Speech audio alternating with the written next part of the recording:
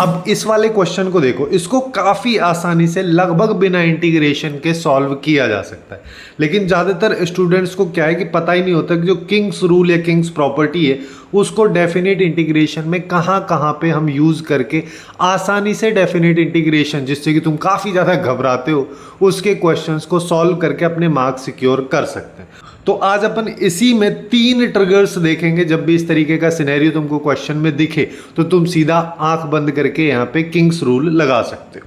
जिसको देखो थोड़ी बेसिक अगर मान लो देखें तो ये सबको पता है कि अपन यहाँ पे क्या करते हैं, दोनों लिमिट्स का सम करते हैं और उसमें से x को सब्ट्रैक्ट करके अगर उसी फंक्शन के अंदर पुट कर दे तो उस फंक्शन के डेफिनेट इंटीग्रेशन की वैल्यू सेम रहती है। अब यहाँ पे जिसमें सबसे पहला जो ट्रिगर है वो ये है कि जब अपने को ये जो a और b लिमिट्स दे रखी हैं, ये एक्चुअली में उस फंक्शन में एक रिफ्लेक्शन की तरह काम कर रही। जैसे यहाँ पे अगर अपन देखें, जैसे इस वाले एग्जांपल में 0 ले लिया, यहाँ π/2 है, अगर इन दोनों को देखेंगे तो π/2 माइनस एक्स से रिप्लेस करेंगे। यहाँ पे देखोगे तो x को माइनस एक्स से जब अपन रिप्लेस करेंगे तो इस सिनेरियो में काफ़ी इंटरेस्टिंग तरीके से हमारे पास फंक्शन क्रिएट हो जाता है। जैसे एग्जाम्पल से समझो कि मान लो अपने पास ये वाला एक क्वेश्चन दे रखा है, ठीक है। इस क्वेश्चन में अपने को पता है π/2 माइनस एक्स रखेंगे। जब π/2 माइनस एक्स में यहाँ पे रखूंगा तो उससे क्या होगा कि ये जो साइन है कॉस में कन्वर्ट हो जाएगा, कॉस जो है वो साइन में कन्वर्ट हो जाएगा, जिसकी वजह से अपने को यहाँ पे दिख रहा है कि जो इसका डिनोमिनेटर है वो लगभग सेम सा ही रहा, कुछ फर्क ही नहीं पड़ा। तो वैसी सिचुएशन में हम क्वेश्चन की वाली वैल्यू को आई मान लेंगे और फिर इसी को सॉल्व कर देंगे किंग्स रूल या किंग्स प्रॉपर्टी लगाने के बाद। जब हम इसको सिंप्लीफाई करते हैं तो जैसे कि अभी अपने को दिख रहा है कि डिनोमिनेटर सेम है, तो मैं दोनों को यहाँ पे इक्वेशंस जो हैं इन दोनों को ऐड कर दूंगा।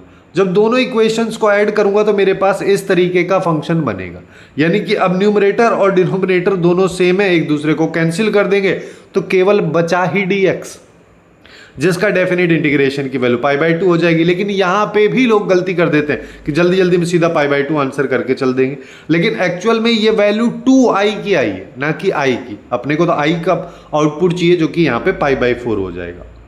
ऐसे ही दूसरा सिनेरियो अपने को दिखता है कि जब हमारे पास जो ये इंटीग्रांड होता है जो कि fx होता है, ये एक कॉम्प्लीमेंट्री टर्म बना देता है किंग्स रूल लगाने के बाद। जैसे कि साइन एक्स जो है माइनस साइन एक्स में कन्वर्ट हो जाए, साइन एक्स कॉस एक्स में कन्वर्ट हो जाए, e की पावर x e की पावर माइनस एक्स में हो जाए, और टेन एक्स जो है कॉट एक्स में। इनका उल्टा भी हो सकता है। जैसे देखो ये वाला क्वेश्चन है जिसको कि अभी अपन ने यहाँ पे स्टार्टिंग में देखा भी था, इसी क्वेश्चन की। अब अगर मान लो हम यहाँ पे बात कर रहे हैं कि हमारे पास, एक सेकंड कहाँ पे था, हाँ ये रहा, कि हमारे पास ये वाला क्वेश्चन। इस क्वेश्चन में अब देखो यहाँ पे वैसी लिमिट्स तो है नहीं जो रिफ्लेक्शन दिखा रही है, ये थोड़ी सी अजीब सी लिमिट्स हैं। लेकिन अगर मैं इन दोनों का सम कर देता हूँ तो मेरे को π/4 मिल रहा है। अब π/4 पे भी ट्रिग्नोमेट्रिक फंक्शंस बदलते तो है नहीं, वो तो π/2 पे बदलते हैं। तो दूसरी चीज मेरे को यहाँ पे दिख रही है 2x। अब 2x में x की जगह अगर π/4 माइनस एक्स में रखता हूं तो उससे क्या होगा, ये बनेगा, यानी कि tan जो है ये कॉट में कन्वर्ट हो जाएगा। जैसे ही tan कॉट में कन्वर्ट हो गया तो अपना पिछले वाला ही कंसेप्ट आ जाएगा। i यहाँ पे ले लेते हैं, इसको भी i ले लेते हैं, कॉट को वापस से tan में अगर मान लो मैं लिखूंगा तो कुछ इस तरीके से मेरे पास में इसकी वैल्यू बन के आ जाएगी। अब हम क्या करेंगे, इस वाली इक्वेशन और इस वाली फर्स्ट और सेकंड दोनों इक्वेशंस को मैं यहाँ पे ऐड कर दूंगा, जिससे कि ये लेफ्ट में तो 2i हो जाएगा, राइट साइड में अगर देखोगे तो सिंस दोनों का डिनोमिनेटर सेम है तो वो तो यही रहेगा, और इंटरेस्टिंगली न्यूमरेटर में भी वही आ जाएगा जो डिनोमिनेटर में है, जिसका मतलब दोनों एक दूसरे को कैंसिल कर देंगे। और फाइनली जब हम इसको ऐसे सॉल्व करेंगे तो हमारे पास π/12 इसका आंसर आ जाएगा। यहाँ पे ज़्यादा इंटीग्रेशन अपन लगा ही नहीं रहे, केवल इस प्रॉपर्टी की हेल्प से ये इतने सिंपल से इंटीग्रेशन में कन्वर्ट हो जा रहा है कि फिर कुछ बचा ही नहीं सॉल्व करने को। लगभग यहाँ पे फ्री के से मार्क्स हैं। इसके बाद जैसे ये वाला क्वेश्चन भी देख लेते हैं। इस वाले क्वेश्चन में -a से a वाली लिमिट है, तो यहाँ पे अपन क्या कर सकते हैं कि जैसे ही मैं a रखूंगा, सॉरी -x में रखूंगा तो ये -x हो जाएगा। ये बेसिकली वही वाला सिनेरियो, e की पावर x और e की पावर -x वाला, क्योंकि जब इसको सिंप्लीफाई करोगे तो इसको 1 ऐसे लिखोगे और फिर डिनोमिनेटर का एलसीएम अपन लेंगे तो ये घूम फिर के ऐसा अपने पास में बन जाएगा। यानी कि अब अगर मान लो मैं इसको पहले वाले से कंपेयर करूं तो अपने पास लगभग दोनों सेम ही सिनेरियो हैं। दोनों को इक्वेशन 1 और 2 अगर अपन मान ले तो डिनोमिनेटर सेम है, तो 9x² यहाँ से कॉमन ले लो, तो यहाँ पे 1 बच गया, यहाँ 5 की पावर x बच गया, तो ये अपने पास में आ जाएगा जो कि 2i की वैल्यू होगी। फिर हम क्या करेंगे, दोनों वैल्यू सेम है, काट दो।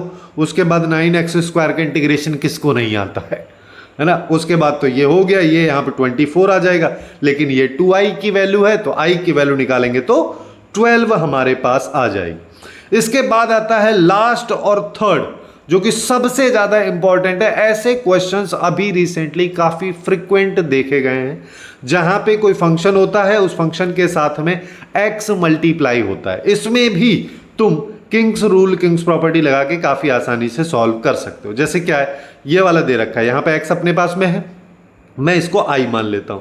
अब यहां पे अगर अपन इसको देखें तो यहां पे अपने को क्या करना है, x को रिप्लेस करना है पाई माइनस x से। जब हम पाई माइनस x से x को रिप्लेस करेंगे तो हर जगह कर देंगे, तो cos pi minus theta minus cos theta होता है, बट होल स्क्वायर हो रहा है तो प्लस ही रहेगा। साइन पाई माइनस थीटा तो साइन थीटा ही होता है, यानी कि डिनोमिनेटर सेम है। और इन दोनों को 1 और 2 इक्वेशन बोल दो, दोनों को ऐड कर दो। ऐड कर दोगे तो अपने पास 8 कॉमन ले लोगे तो x plus pi minus x हो जाएगा। जिसको आगे सिंप्लीफाई करेंगे तो x खत्म, 8 पाई आ गया।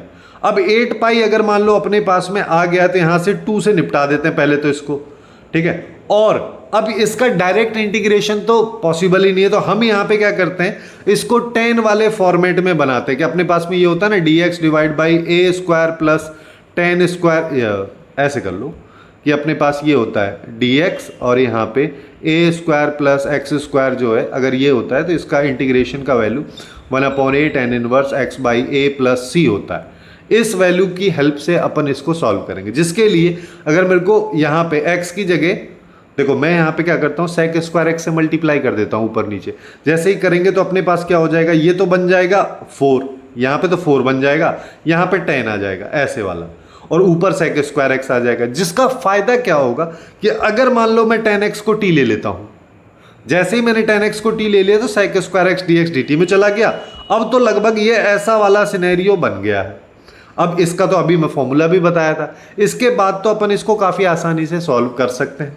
अगर मान लो तुमको अभी भी समझ में नहीं आ रहा है तो मैं एक्चुअली में तुमको यहाँ पे इसको सॉल्व करके ही बता देता हूँ। जैसे अपन ने ये किया तो हमारे पास ये आ गया, उसके बाद ना अपन यहाँ पे ये वाला फॉर्मूला लगा देते हैं।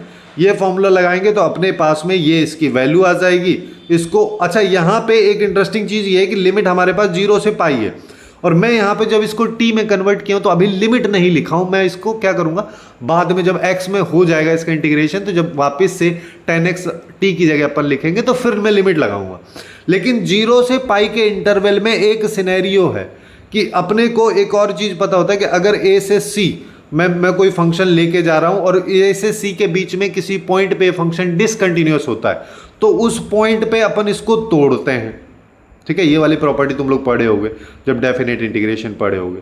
तो वही चीज़ अगर अपन यहाँ पे देखें तो π/2 पे 10x डिसकंटिन्यूअस होता है, तो π/2 पे अपन इसको तोड़ देंगे, और 0 से π/2 से पाई, यानी कि 2 सेम टाइप के सिनेरियो अपने पास में होंगे। सिंस यहाँ पे होल स्क्वायर हो रहा है तो इसको अपन 0 से π/2 का सीधा केस ले लेंगे, और 2 से मैं यहाँ आगे मल्टीप्लाई कर दूंगा। जब यहाँ आगे मल्टीप्लाई किया तो ये 8 हो गया, और अब 1/a यानी कि 1/2 यहाँ पे था तो ये 1/a हो जाएगा। tan इनवर्स हो गया, x रख दो, π/2 रखोगे, उसके बाद सॉल्व करोगे तो सीधा तुम्हारे पास में ये वाली वैल्यू इसका आंसर आ जाएगी।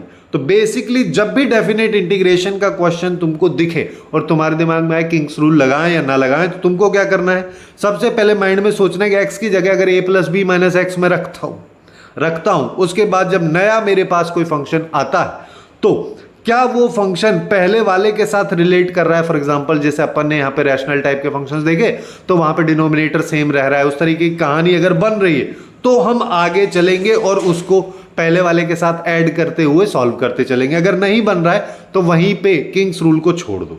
उसके बाद जब अपन यहाँ पे देख रहे हैं कि हमारे पास में ओरिजिनल और ट्रांसफॉर्म किया हुआ इंटीग्रल की वैल्यू सिंपल से सिंपल बनती हुई चली जा रही है, जैसे कि dx में कन्वर्ट होता हुआ जा रहा था, जब वैसा होता जाएगा तो अपन उस तरीके से लगाते हुए किंग्स रूल को चलेंगे। अदरवाइज वहीं पे छोड़ देंगे अगर कॉम्प्लिकेटेड सा सिनेरियो बनता जा रहा है या फंक्शन जो है इंटीग्रांड की जो वैल्यू है वो धीरे धीरे बढ़ती हुई जा रही है, कॉम्प्लिकेटेड होती जा रही है, तो उस सिचुएशन में हम किंग्स रूल को वहीं पे छोड़ देंगे। इसी तरीके से अपन ने काफ़ी इंटरेस्टिंग टॉपिक्स को लेफ्ट वाली प्लेलिस्ट में कवर किया है, तो वहाँ से जाके बाकी टॉपिक्स को भी तुम लोग चेकआउट कर सकते हो।